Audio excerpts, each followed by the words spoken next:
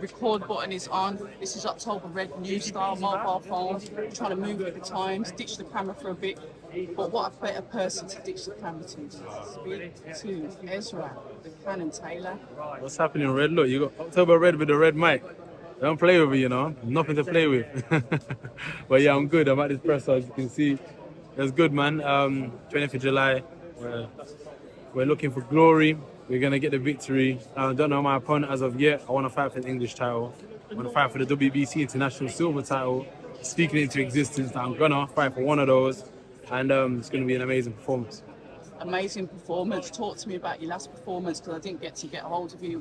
It was on the Magnificent Seven in Birmingham, so it's kind of like we're going back there again. But talk to us about your opponent. Talk to us about your opponent. A good fight. You got him out of there. Yeah, was it Prince Naughty? Big him up, man. He's a tough kid. And he was slightly last minute as well. You know, this belt was last minute also. He's a southpaw. Didn't expect none of that. And I learned a lot in that. I learned a lot in there. Talk to me about not expecting that southpaw. I said last minute opponent. Talk to me. The southpaw it just threw my head off, because I like to see myself as a calculated fighter. You know, I like to think, do my thing. And then for the whole of the camp, I was against orthodox, you know, fighters, and I was doing my thing. Everything was great. Southpaw come up now. Now I need to get my range different. I'm getting box in the eye, I'm getting black eyes, and that's all different. I was thinking, what's going on here? But I wasn't stressed. I was already cool. You know, I took care of myself. I could have done it a bit better, I believe. I know I got him out in the fourth round. What everyone wants to do, right? They want to get the stoppage or whatever. But I just did it a bit too hasty. Sometimes you just gotta let it flow. You know, just calm down and enjoy it. So this time round, the 20th of July, when it comes out again, it's a Magnificent Seven again. I was the 8th on that. They just slid me on. But now I'm starting to work my way up. Now I was on the table, as you can see. It's been a long journey, man, but I'm here now. So this fight is going to be calculated, calm, and destructive. What I like is the fact that you said this time you're on the table. It's almost like creeping. You know, you sat in the audience, not on the table. Now you're on the table. Progression. Talk to me where you want to see Ezra the Canon Taylor go. It's been a minute. I've been following you since the beginning. 100%, yeah. Where do you want to go, and how do you think that progress is going for you now? To the top. I don't even know what that looks like. I used to shout out, oh, yo, do you want to be world champion or whatever else? And of course I do. And of course I'm going to get that too. But me saying I'm going to be a world champion, that's putting a limit on my success on what I want to do. My limit is the sky. I don't know what that looks like. I just know it's going to be great. Right now, the progression's going well. I've got a good training camp behind me. I've got Angel. You know what I'm saying? I've got the good facilities. I've got a good team. My mindset, my focus, my determination. I already feel like I'm a better fighter from my last fight. So we're just going to keep going from strength to strength. And like you said, you see me from the start. From when I had my first fight in Birmingham with the Queensbury platform. And then now we're here. Because I was sitting in the audience last time. And now I'm on the table. Now it'll be a mad table. Maybe in Saudi Arabia. Who knows, man? Like, sky is the limit for me. That's what I believe. And, you know, I have the charisma, I have the energy, I have the focus, the determination. And that on its own is a great thing. In boxing, you need that, you know, and I really do have the confidence. I believe in myself. And I always talk the talk, as you know. But I'm walking the walk, man. I'm mashing people up when I go in that ring. You have to have that confidence, but something else that you also have to have is patience. Sometimes in boxing, it's like it's getting flooded with a lot of fighters. And it seems like the promotional companies, and I know this might sound harsh, they're sifting out like the wheat from the chaff. They're sifting out what they want. Now, a fighter that's building their career, such as yourself, do you find that competitive? Do you find that, say for example, you've got to really shout the loudest to get what you want? Because you are in a good British division, the light heavyweights. I know that we've got David Morrell Jr. that I'm a massive fan of. He's jumped up from 168 to 175 when we talk about, okay, he's Cuban. But even on the British light heavyweights, you feel like you've got to fight for your place at that table. I feel like I just need to just keep doing what I'm doing, you know.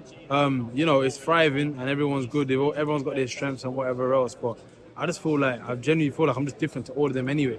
So for me to start shouting, I don't even need to do that. What I've realised, because I've been shouting, trust me, I've been shouting, I've been throwing my shoulders around, you know what I'm saying? I've been spitting my dummy out, it hasn't got me anywhere. What I've realised, what gets me anywhere with my performances, staying focused, doing what I do. I can talk the loudest, but that doesn't mean anything. I gotta go in the ring and perform. I've been performing, and now, like we said, I'm on the table now. So that's the formula. Just keep performing, keep making sure that you're ready to do what you're doing, and then slowly chipping away and I get better and better, climbing up the ranks slow in a slow manner. But we're doing it. We need patience, man. I am impatient as a man. But boxing has taught me how to have patience, even in the ring. You know what I'm saying? Outside the ring, with my team, with everything. So yeah, man, I'm learning. As the game goes on, I'm learning. How's the bedding in, going in with working with obviously Angel? Because I know you've had the same coach from the beginning, and I know that you do mix up the 2 You are still in between the two. I know that you jet off and go abroad and train as well. But having that foundation, how are you bedding in with the coach? Because he keeps the stable kind of compact, and I get it for a reason. Because once you start spreading it out, fighters start to lose out. So how do you find it there training with Angel? Hey, yo, Angel, man, he's the man. I can't lie, he's the man. He's made me a better fighter already. We haven't been together too long, but the time we've been together, it's been productive. I can see a change. Everyone can see a change in my boxing ability. I wouldn't even say he's a coach, man. He's more of a mentor as well. You know what I'm saying? He taps into your mindset. Make sure, I know there's a fully for flies here. I don't know what's going on there, but he's good. He's good. My team's good right now. Obviously, I always have Ray. Ray's always in my corner, you know, like forever. And then, yeah, I may jet off and I may go and experience something else, because the experiences in life is what's going to make you grow. You know what I'm saying? I don't want to stay stagnant. I don't want to stay still. No offense to Angel or Ray, but I just want to get better and better. So anytime I can figure that out, see what's going on over there for a week or two, I'll train, I'll come back, I'll hone it in. Oh, I didn't like that, or I like that. I'll add it to my game. But that's all it is. That's boxing, isn't it? Just adding to your game, adding to your game. I don't like to remove or change. I just like to add. Your opponent, whoever that may be, July the 20th, what can we expect from Ezra the Cannon Taylor on? Clinical. Yeah, okay, clinical. That's a good one to A start. disciplined performance and a patient performance. That's all. See those three together, throw that in the pot, you're coming out with a mad meal. You're coming out with a knockout, 100%. A good one at that. I'm not talking about a stoppage. I'm not looking for stoppages anymore. I don't need a ref. My ref, get out of here. See what I'm saying? I want to go in there, boom, do the thing, see the man go down. He gets back up, we both shake hands, keep it moving. That's how I want it to be. And then that's what it's going to be as well. Right, it would be rude of me not to ask how Cam is going with Richard Riakpo. Obviously, goes for his first world title shot against Chris Smith, who he's fought before. An important match for him, right?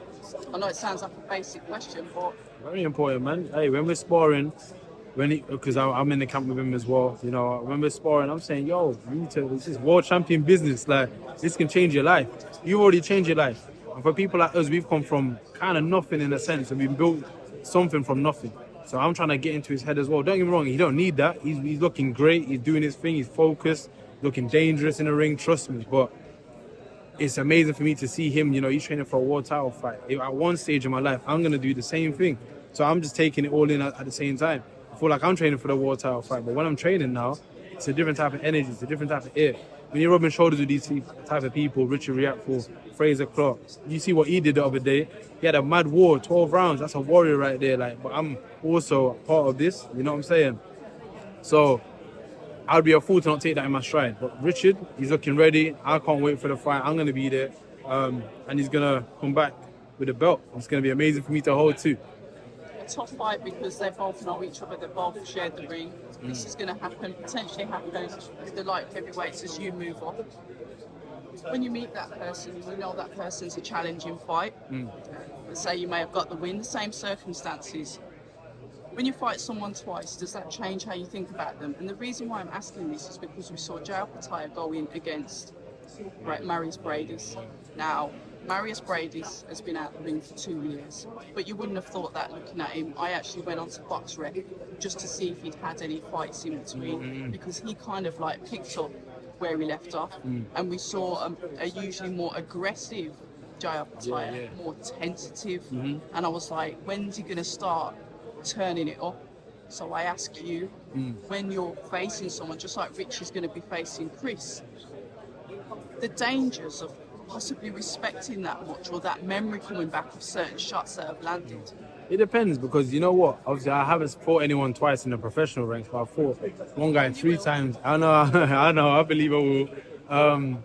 I fought one guy 3 times in the amateur, but when I jumped in the ring, I knew what he already had. And obviously, and I've won those 3 fights, but that can also give me I guess, a false sense of security and confidence. But also, you can play to your part. So I'm looking forward to it because I feel like I've seen the interviews and Bill and Swift was talking about, yo, you haven't really improved too much. I know Richard has. So it's interesting now, and it's great to see it because they probably both don't really respect how much they both improve. Me personally, Richard's improved more than Crispin and Smith. But Crispin and Smith's had a bit more experience, he's been a bit more active. So he probably thinks that's going to play in his favour. So this, I hate saying this stuff, is a 50-50. I think Richard's going to win, but it's a 50-50 in terms of the mindset. But I feel like Richard's going to get this one because he got it in when he was less experienced, or least experienced, shall I say. And now he's more experienced, he's more honed, he's got Angel by his side as well. That on its own is a big thing. So Richard's got this in the bag, man. I ain't even doubting it. I've got to ask you feedback then on the fight on the weekend, and we just spoke briefly about Uppertire and Brady's. The main event, then talk to us about Tyson Fury, how you saw the fight and what you believe is their outcome should they fight again. Should they fight again? I guess so, because it was a great fight. Split decision. The decision went to the right man, I believe. I think Usyk won. It doesn't matter if it was points, split, whatever it was. It was a good fight. I feel like Tyson kind of gave it all he got, even though, yeah, people were saying that he's sticking his tongue out or whatever, but he enjoys it. You know what I'm saying? Like, that's him boxing. He enjoyed it. He said it after as well. Usyk, he's a serious operator. Like, I don't think people understand the magnitude of what he's just done in boxing. He could retire tomorrow and be happy with it, and no one can say nothing to him. He's an amazing boxer. Should they do it again? I want to see it again for selfish reasons, but Usyk, does he need to do it again? Not really. But you have to do it again, probably, because obviously the rematch clause and whatever else. But it's an amazing fight. That is 25 years back when the first undisputed heavyweight championship was on the line again. A line back then, and then now we span it back, and that was an amazing fight too. So, yeah, I'd like to see it again. Tyson Fury, great boxer, man, but Usyk just a bit better. And you think the outcome for the next match will be? Same. I feel like Usyk would win again, to be fair. Everyone keeps saying that obviously he's riddled with injuries and whatever, and he probably is. And he's getting older. No doubt he is. But so is Tyson Fury, you know what I'm saying? And I just believe Usyk probably lives a bit of a, what's the word? No offense to Tyson Fury, but probably just a bit more of a professional life than Tyson Fury, you know what I'm saying? So that is also an edge. But if you're always in the gym when you're working and doing your thing, instead of obviously messing around, I'm not saying Tyson Fury is, I just suspect that Usyk would be head down. When it's time, if that gets announced, he's cracking on, and you'll probably see a better Usyk in the next fight round. Love it. Listen, I will see you fight week for the 15th, but obviously I'll be there fight week for the 20th. It's absolute pleasure, as always, to speak to Ezra Taylor. People say I'm toxic, and honestly, I don't care.